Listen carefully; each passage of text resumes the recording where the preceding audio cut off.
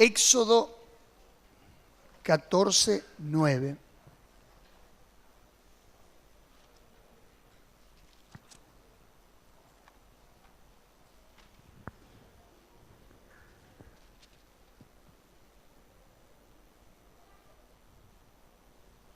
Entiendo que hace calor, pero es nuestro momento de la palabra. Y cuando la palabra traiga un resultado a su vida, lo que menos ustedes se va a acordar es qué calor que hacía en ese culto. ¿Sí? Porque cuando la palabra de Dios es enviada, suelta todo tipo de bendiciones. ¿Cuántos vinieron a agarrar esas bendiciones? Yo cuando era chico me gustaba siempre cuando se rompía la piñata. ¿Cuántos iban a los cumpleaños? A ver, levante la mano. ¿Cuántos tuvieron infancia? ¿Había piñata? Y yo veía que todos los chicos se estaban ahí abajo. ¿Sabe qué hacía yo? Iba gateando por abajo de todos, sin que nadie se diera cuenta, me les metía entre las piernas y cuando se rompía la piñata, ¿dónde caía todo? Arriba del pastor. Y ahí me llevaba todos los caramelos. La palabra de Dios tiene un poder que cuando se suelta, no importa sobre quién o sobre qué, ella da fruto y ella lleva vida porque tiene vida en sí misma. ¿Verdad que sí? Dios dice que hace salir el sol sobre justos y sobre injustos.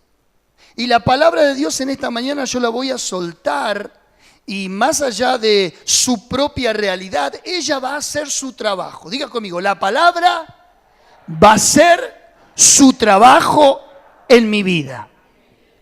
14 de Éxodo, verso 9, dice: siguiéndolos pues los egipcios con toda la caballería y carros de Faraón, su gente de a caballo y todo su ejército lo alcanzaron junto al mar, al lado de Pi-Hahirot, delante de Baal-Zephón, el cual Faraón se hubo acercado a los hijos de Israel.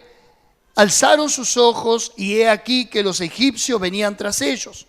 Por lo que los hijos de Israel temieron en gran manera y clamaron a Jehová.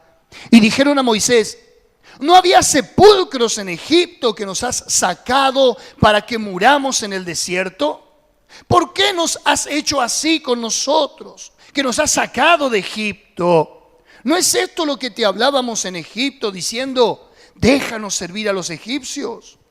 Porque mejor nos fuera servir a los egipcios que morir nosotros en el desierto.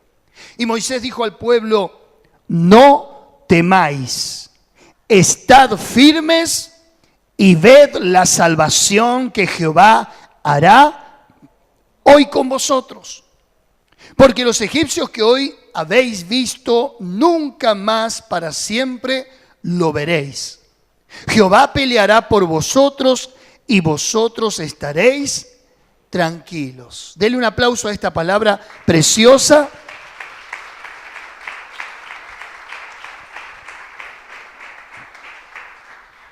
Y si hay algo por lo cual hoy nosotros los que somos predicadores tenemos que alinearnos y predicar, justamente es fe, justamente es esperanza en Dios, justamente es salvación del cielo. El contexto político, social, económico que vivimos no es favorable, hablando en términos humanos, hablando desde la perspectiva humana. Yo entiendo la realidad social, todos vivimos dentro de este mismo sistema, todos vivimos embebidos dentro de las malas noticias, dentro de la catástrofe, de la crisis, de los infortunios. Uno se levanta y ya sin mediar palabras, el vespertino, el diario, el noticiero, lo que fuera, nos alimenta la mente con todo tipo de noticias negativas. Y ¿sabe qué? Eso tiene un poder tremendo sobre la mente, sobre el ánimo, sobre la voluntad de las personas. Proverbios dice: porque tal es el pensamiento en su corazón, tal es Él. Quiere decir que todo lo que la mente reciba, analice, recicle, eso va a conformar luego nuestra conducta, nuestros hábitos y aún nuestra manera de hablar. ¿Sabe qué? Como seres espirituales somos seres influenciables, y así como la fe es una influencia positiva que se contagia y que dinamita la voluntad, que hace que la pasión aflore, también las malas noticias son un tópico nocivo para nuestra vida espiritual, para el diario vivir. Yo hoy quiero hablarle de cuando las circunstancias parecen asfixiar nuestra fe. Quiero hablarle de las situaciones en las que aún como hijos de Dios parecieran ser que no tienen cambio, que no tienen solución, que no tienen alternativa, pero quiero declarar esta palabra: Jehová peleará por vosotros, y vosotros, ¿cómo van a estar? Tranquilos, porque no fue tu determinación la que te trajo a este camino.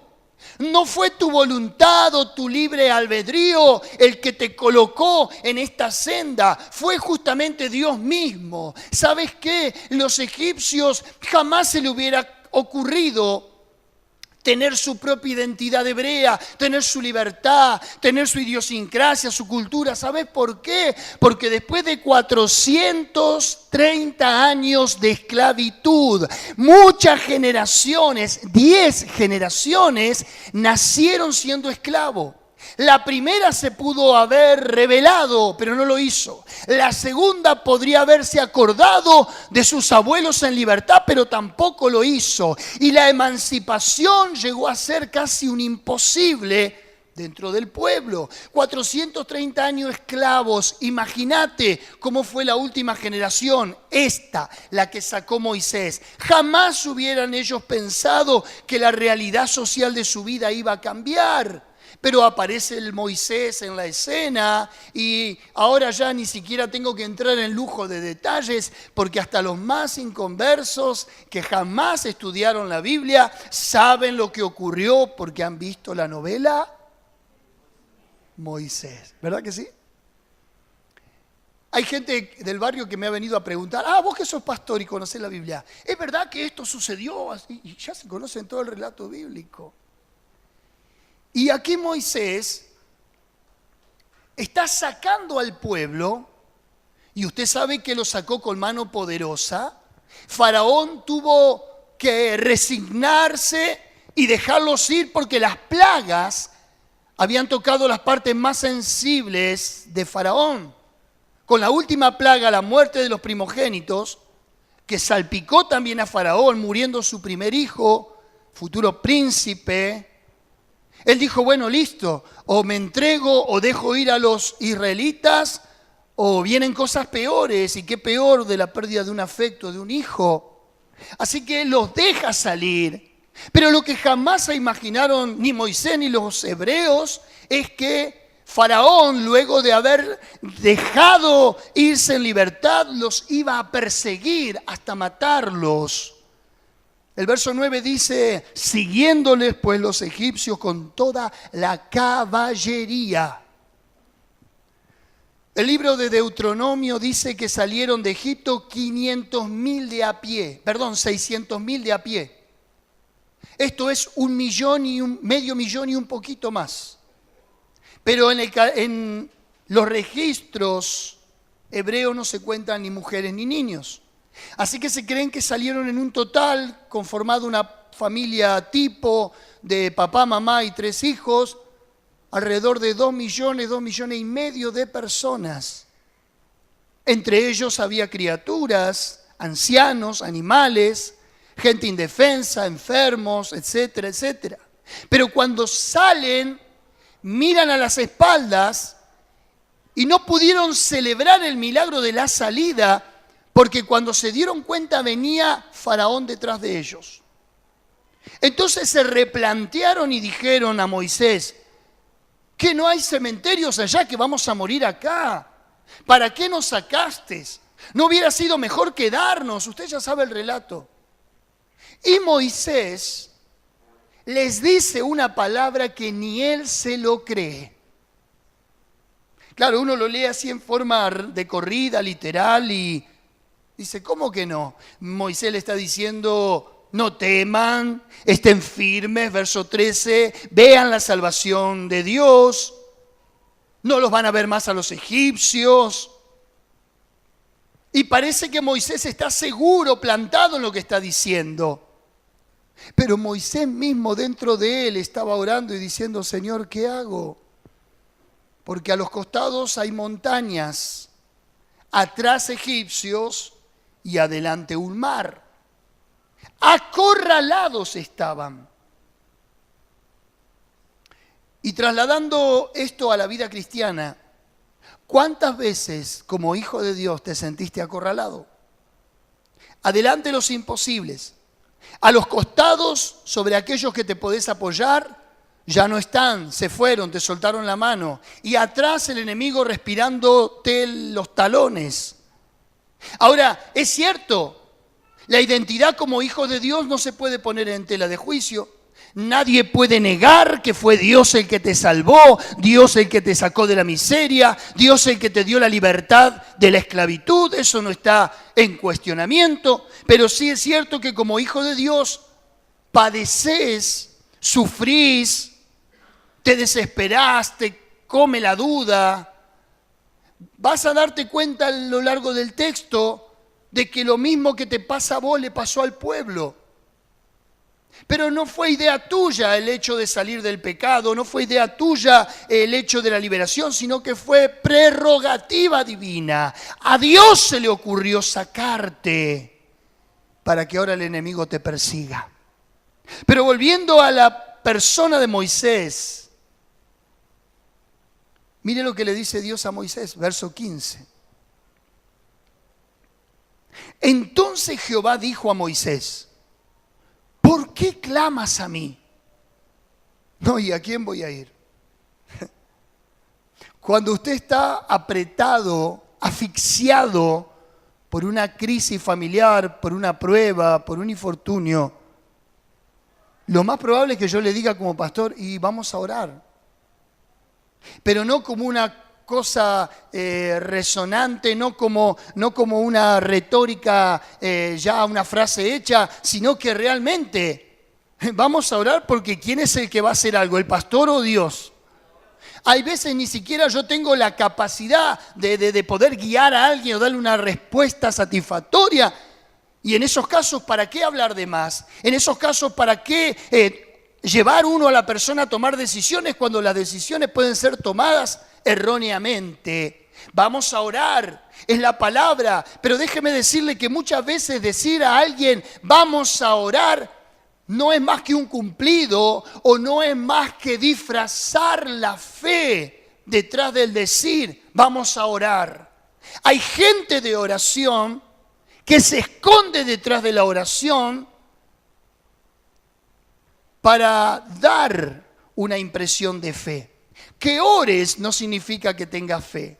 Que estés pidiendo por algo no significa que tengas fe. Podés pasarte toda tu vida orando, pidiéndole a Dios algo, sin embargo no recibirlo, porque hay un componente que se llama fe. La fe es don de Dios, la fe es un fruto del Espíritu, la fe no es algo que podamos fabricar. Pero sí te voy a dar un elemento que alimenta la fe. Y eso se llama la acción. Dios le dice a Moisés, ¿por qué clamas a mí? Como diciéndole, no es necesario que ores. Si yo les dije que iban a estar en libertad, ¿para qué orás? ¿Para qué sos recurrente? ¿Para qué insistís? ¿Por qué clamas a mí? Es la primera vez en la Biblia que Dios le dice a una persona, no ores más. Es la primera vez en la Biblia que Dios le dice a alguien, no me molesten, ya saben lo que tienen que hacer. Decía el de al lado, deja de orar un poco.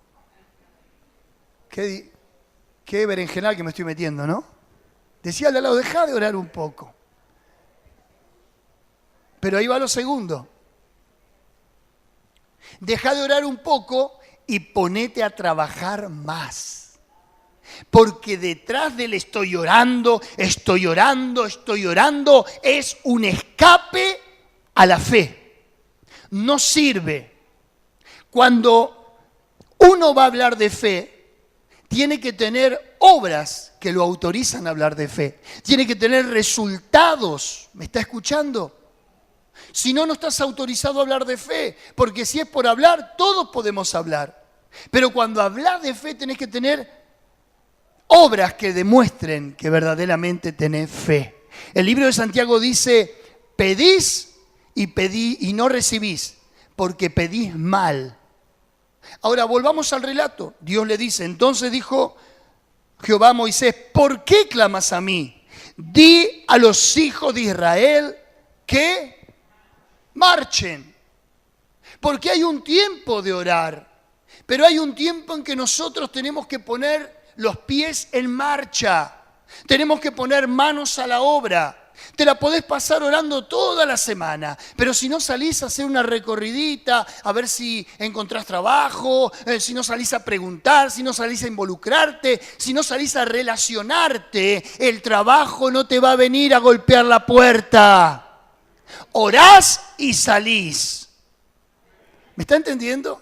Porque hay gente que aún en el ministerio se escuda detrás de la oración diciendo, estoy orando para que Dios me muestre. No funciona así. Involucrate y mientras estás involucrado y estás orando, Dios te irá mostrando el camino y Dios te irá abriendo puertas. En todos los sentidos de la vida funciona así. Muchas veces los cristianos se escudan detrás de la oración o estoy orando simplemente para dilatar la espera, simplemente para esperar que algo de arriba venga y acontezca. Fueron las palabras de aquel paralítico de 38 años, capítulo 5 de Juan, donde dijo, no tengo quien me meta, soy paralítico, hace 38 años que estoy aquí. Jesús le dijo, toma tu lecho y anda. Hay momentos en la vida donde se ora y hay momentos en la vida donde no es necesario que ores, sino que te muevas en fe. ¿Por qué clamas a mí? Le dice Dios. Decirles que avancen. Y eso es lo que yo quiero decirte en esta mañana. No clames más a Dios. Ya oraste demasiado. Ahora es tiempo de que avances, de que te desafíes, de que digas, bueno, voy a comenzar a caminar hacia adelante, voy a empezar a confiar en Dios, voy a empezar a creerle a Dios. ¿Hay alguien ahí? Miren lo que le pasó a los discípulos. Los discípulos, Jesús les enseña a orar en el capítulo 1 y en el capítulo 2. Pero mire en Marcos, capítulo 9, verso 14, lo que ocurrió. Marcos 9, 14. Cuando llegó a donde estaban los discípulos, vio una gran multitud y alrededor de ellos y escribas que disputaban con ellos. Y enseguida toda la gente, viéndole, se asombró y corrieron a él y le saludaron y le preguntaron, ¿qué disputáis con ellos? Él preguntó, ¿qué disputáis con ellos? Y respondiendo uno de la multitud, dijo, Maestro, traje a ti mi hijo que tiene un espíritu mudo, el cual donde quiera que le toma le sacude, echa espumarajos, cruje los ojos y cruje los dientes y se va secando. Y dije a tus discípulos que lo echasen fuera y no pudieron. Los discípulos habrán visto a este hombre y se habrán endemoniado más que el hijo de este hombre. Porque este hombre con esa necesidad que luego Jesús libera al muchacho de ese espíritu y queda sano, tiene un final feliz, pero en ese momento, ¿quiénes eran los responsables de echar fuera un espíritu? Los discípulos. Y aquí quedó develado que los discípulos oraban mucho, pero hacían poco. Es como que el hombre, dentro de su necesidad, los mandó al frente a los discípulos. Porque mire la respuesta de Jesús, verso 19. Respondiendo él, le dijo: oh generación incrédula, ¿hasta cuándo he de estar con vosotros? ¿Hasta cuándo se he de soportar? Traédmelo. Jesús se enojó porque les enseñó a orar, les enseñó a echar espíritus, y a la hora que tenían que accionar la fe, ¿qué hicieron? No pudieron. Y lo peor de todo, que este hombre los mandó al frente. Y a partir de ahí los discípulos tienen que reaprender una lección ahora de fe. ¿Hay alguien ahí? ¿Y por qué de fe? Vea el verso 23. Todo es una cuestión de fe. Jesús le dijo: si puedes creer, al que cree, todo le es, decía el de al lado, al que cree. Tenés que creer. Y el hombre fue honesto, verso 24. E inmediatamente el padre del muchacho clamó y dijo: creo, ayuda a mi incredulidad. Bueno, entonces no creía tanto.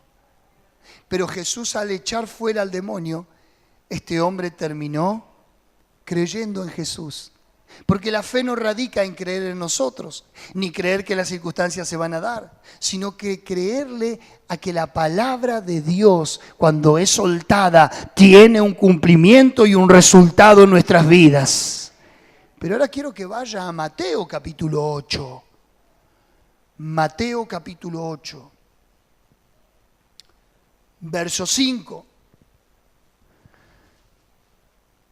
Entrando Jesús en Capernaum, vino a él un centurión rogándole, diciendo: Señor, mi criado está postrado en casa, paralítico, gravemente atormentado.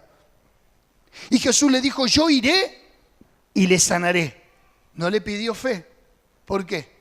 Porque era un romano. Los romanos adoraban al dios Esculapio.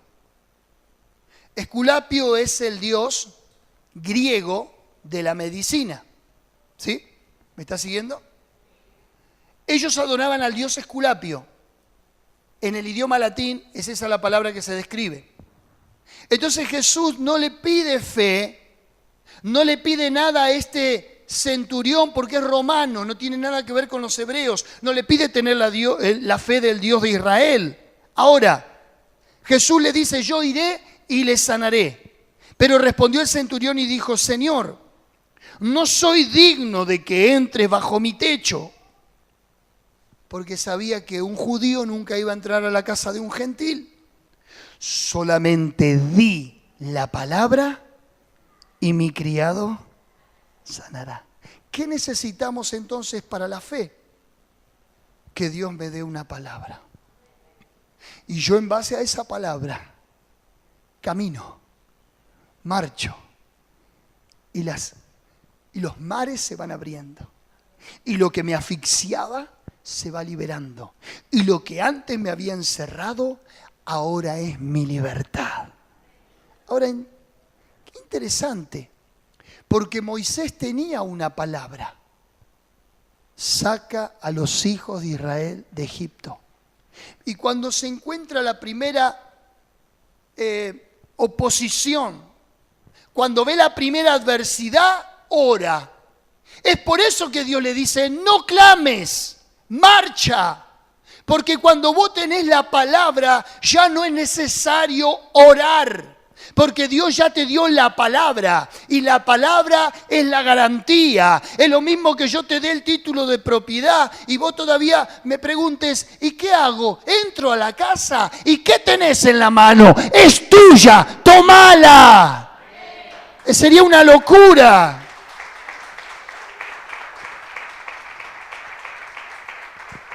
Ahora, este hombre, es interesante analizar al centurión, porque el centurión escuchó que la palabra de Jesús sanaba, que la palabra de Jesús tenía poder para liberar. Entonces le dice: solamente di la palabra y ya está. Con que vos lo digas a mí me es suficiente. Verso 9, porque también yo soy hombre bajo autoridad. Quiere decir que la fe o la palabra en la fe o la fe en la palabra subordina las circunstancias. Y tengo bajo mis órdenes soldados y digo a este ve y va, y al otro ven y viene, y a mi siervo haz y lo hace. Al oírlo Jesús se maravilló y dijo a los que le seguían, de cierto os digo que ni aún en Israel he hallado tanta fe. Verso 13. Entonces Jesús dijo al centurión, ve, y como creíste te sea hecho. Y su criado fue sanado en aquella misma hora, en el momento que se soltó la palabra. Cuando la gente viene a la iglesia, quiere escuchar qué tiene que hacer, qué no tiene que hacer. Cómo resolver la vida, punto 1, punto 2, punto 3. Principios, ¿qué principio tengo que seguir? Consejos, ¿qué consejo, pastor? ¿Qué opina usted?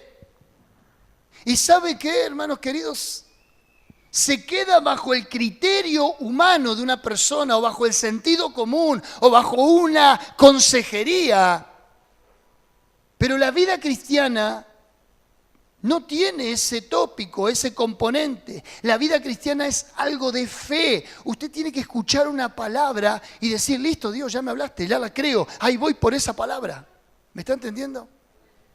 No funciona desde el criterio humano. Yo le puedo dar mi opinión, yo puedo compartir una experiencia, yo puedo tener un amplio reservorio de testimonios, pero no sé si le va a servir a usted. Ahora, sécase la hierba, marchítase la flor, mas la palabra del Dios nuestro permanece para siempre. No sustituya un consejo por una experiencia de fe. Nunca sustituya un consejo por una experiencia de fe. No se pierda la experiencia de fe. Porque la fe se nutre, porque la fe crece y porque la fe se imparte. Dice Jesús que el grano de mostaza es el más pequeño de todas las semillas que hay. Pero el árbol de mostaza, lo que crece es la hortaliza más grande que hasta las aves vienen a hacer nido a ese árbol. Mire cómo crece. Así es la fe. No se trata de tener mucha o poca, se trata de esa semilla que crezca dentro de usted. Pero nunca va a crecer si usted viene a escuchar un sermoncito, si usted viene a escuchar un buen mensaje, si a usted yo le acaricié el oído, si le dije y le conté una buena historia, eso no le sirve. Usted tiene que venir acá y ponerle demanda a la fe. Y usted decirme, pastor, hábleme lo que dice la palabra. Dígame lo que Dios está diciendo al respecto. Dígame qué desafío nuevo tengo que emprender. Porque si no, usted no crece y usted siempre estará en el mismo lugar. Hola. No se puede vivir toda la vida, de un mensajito o de un discurso, no. Si usted no traslada la palabra a la vida, a la experiencia, a los desafíos. Ahora, ¿por qué cree usted que aún siendo cristiano, Dios todavía permite pruebas en usted? Y le cierra puertas, y usted se enferma, y a usted le pasa esto, y le pasa lo otro, y se queda sin trabajo, y se le vence el alquiler, y no le renuevan el contrato. A ver, ¿usted cree que tenemos un Dios despiadado que le gusta jugar con sus criaturas? Bajo ningún aspecto. Pero Dios, detrás de cada circunstancia adversa, nos trae una lección, nos enseña algo, nos lleva a un nuevo nivel de fe. Dios está probando tu corazón. Volvemos a Éxodo, capítulo 14, verso 5, y con esto cierro. Éxodo 14, 15. Entonces Jehová dijo a Moisés, ¿por qué clamas a mí? Entiéndase, ya tenés una palabra, ya tenés una promesa. Di a los hijos de Israel que marchen. Y tú, alza tu vara extiende tu mano sobre el mar y divídelo, y entren los hijos de Israel por el medio del mar en seco. Esta era una acción directamente del pueblo, pero se contradice con lo que dijo Moisés. Pareciera, estad firmes, ved la salvación de Jehová, verso 13. Jehová peleará por vosotros y vosotros estaréis tranquilos, verso 14. Pareciera que frente a la respuesta de Moisés el pueblo tenía que hacer la plancha. No tenía que hacer nada. Si yo a vos te digo, quédate tranquilo, Dios va a hacer todo por vos, ¿vos qué vas a hacer? Moisés en cierta manera estimuló al pueblo, pero no desde la fe. Porque le está diciendo al pueblo, Dios hace todo. Pero Dios lo reprende y le dice, no, yo no voy a hacer todo. Los que tienen que hacer todo son ellos. Marchen, dividan el mar y pasen en seco. Yo siempre pensé que Dios hacía todo. Y dije, bueno, Señor, en tu tiempo, y se te pasa el tiempo. Bueno, Señor, cuando sea tu voluntad, eso es disfrazar la fe. Como vos no tenés fe para el momento, entonces decís, bueno, cuando la voluntad de Dios sea, qué fácil, pateás la pelota afuera. ¿Está entendiendo? Hay frases que ya no convencen a nadie. Cuando Dios quiera. Señor, si quieres puedes limpiarme, dijo el leproso. Y Jesús le dijo, quiero, sé limpio. A ver, no se trata de lo que Dios a futuro diga, bueno, a ver, lo voy a pensar. No, porque la palabra ya está dada. Ahora sos vos el que tenés que alinearte a la palabra, no la palabra alinearse a tu tiempo. ¿Hay alguien que lo está entendiendo? Entonces no era tan así Moisés como que esté tranquilo, Dios pelea por mí, no tengo que hacer nada. ¡No! Decile al pueblo que tiene que marchar y cuando marchen yo iré delante de ellos. Caminá delante de Dios, que Dios ya te proveyó todo. Esperá en la provisión divina.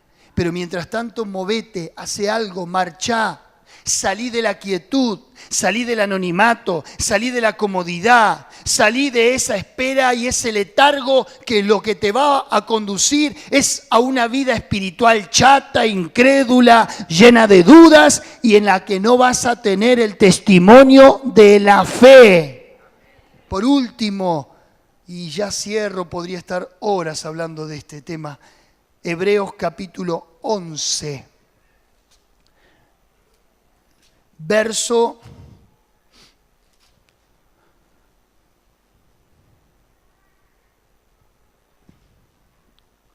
6. Pero sin fe es imposible agradar a Dios, porque es necesario que el que se acerca a Dios crea que le hay y que es galardonador de los que le buscan. En el año 1956, 58, existía lo que todavía se llamaba el autocine. ¿Cuántos sintieron nombrar ese? La persona iba con su vehículo, su automóvil, se paraba en un gran playón y ahí ponían una semejante pantalla y la gente miraba. El reverendo Robert Schuller, de la Catedral de Cristal, había rentado un autocine por $600. Entonces, cuando toda la gente estaba dentro de los vehículos, él con un altoparlante les predicaba el Evangelio. Pero les predicaba el Evangelio a cielo abierto. Y esto se tornó una costumbre, él hacer sus reuniones en los autocines, donde la gente no necesitaba bajarse de su vehículo, ni siquiera bajar los cristales de las ventanillas. Escuchaban el mensaje en las noches frías. Al al cielo abierto.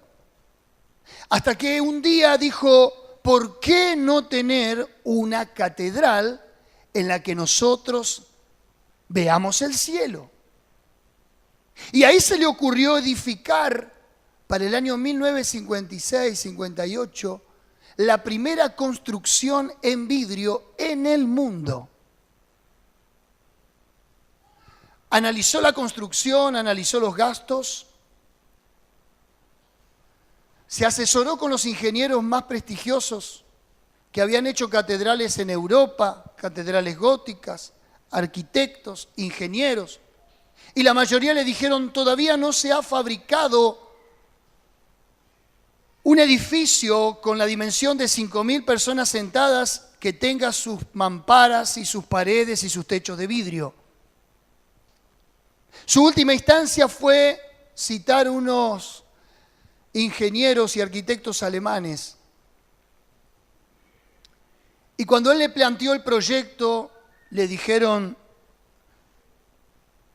es imposible, porque no hay una estructura, una mampostería que pueda sostener cristales de determinada dimensión.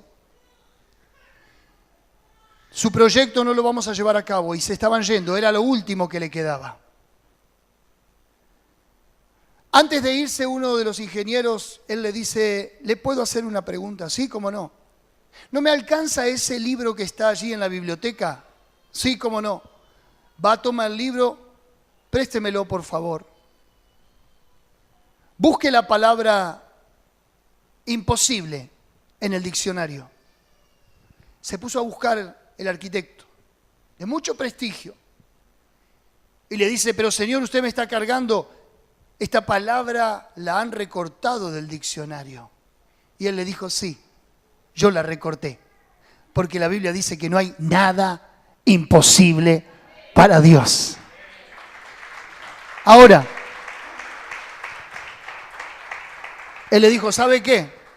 Le voy a hacer paredes de 250 por 250 en cristal. Y las vamos a agarrar todas con unas bases de acero. Y ahí vamos a empezar la primera edificación. El edificio tardó unos 15 años en terminar de edificarse. Fue la famosa Catedral de Cristal en California, en la que Juan Carlos Ortiz, en aquellos tiempos un evangelista argentino, fue a pastorear con el reverendo Schuller. Hoy tristemente esa catedral está rentada y alquilada a una denominación católica. Pero de toda esa gente que le creyó al reverendo Schuller, su locura, su sueño, su visión de fe, cuando uno pisa cada una de las baldosas dentro del templo, hay un nombre, un apellido y una fecha. Cada uno de los que le dijeron, sí, pastor, se puede, sí, pastor, vamos a apoyar ese proyecto. A medida que fueron partiendo con el Señor, cada uno de ellos se quedó su nombre impreso en esa baldosa. No hay nada imposible para Dios. Lo imposible está acá. Porque dígame si alguna vez antes había ocurrido que un mar se dividiera. ¿Había ocurrido? ¿Había ocurrido? No. Hoy se pudo dividir el canal de Panamá, ambos océanos, Atlántico y Pacífico. ¿Cómo se pudo haber hecho eso? Con la tecnología, con la ingeniería, con la arquitectura. Aún así no se lo pudo dividir en su totalidad, sino que hay unas masas y unos complementos que van haciendo una suerte de filtrado entre un puente y otro puente hasta lograr unir el continente. Pero en el tiempo de Moisés, diga conmigo, una vara y una sandalia dividieron el mar. Yo quisiera tener esa vara y esas sandalias. ¿Cuántos dicen amén? No ores más, marchá. A veces la oración es una excusa para disfrazar la fe.